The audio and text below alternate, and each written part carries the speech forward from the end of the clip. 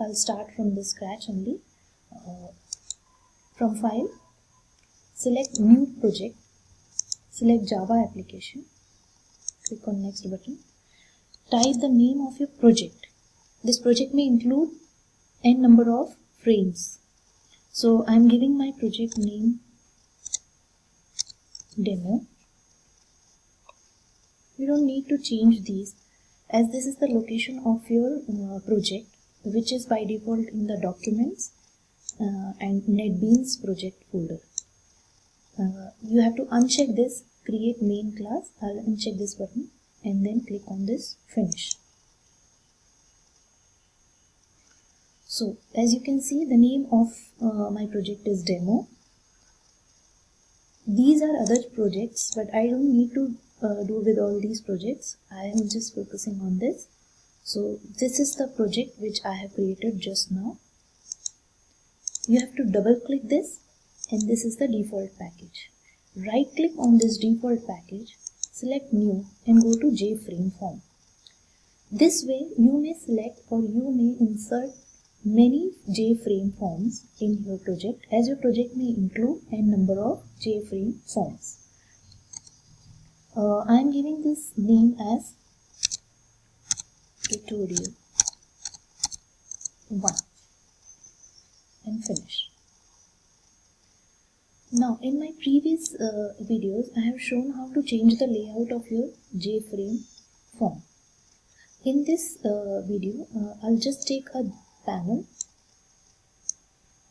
and I'll place few controls, like I'll place a JText field, a button and a label.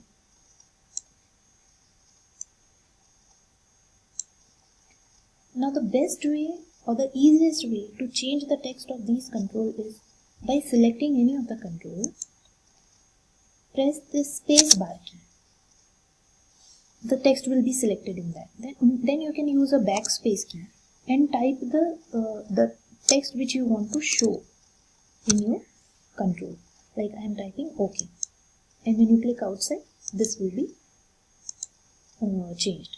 Now again I am selecting one of my control, pressing on the space bar key, erase this, and then I'll write here the text which I want to display. Select your text field as well, click on space bar and erase this. Press enter key. The size will not change of this text field. Now once I have designed this, when I save my project, when I save this JFrame and click Shift F6 key, Shift F6 key will run the current frame.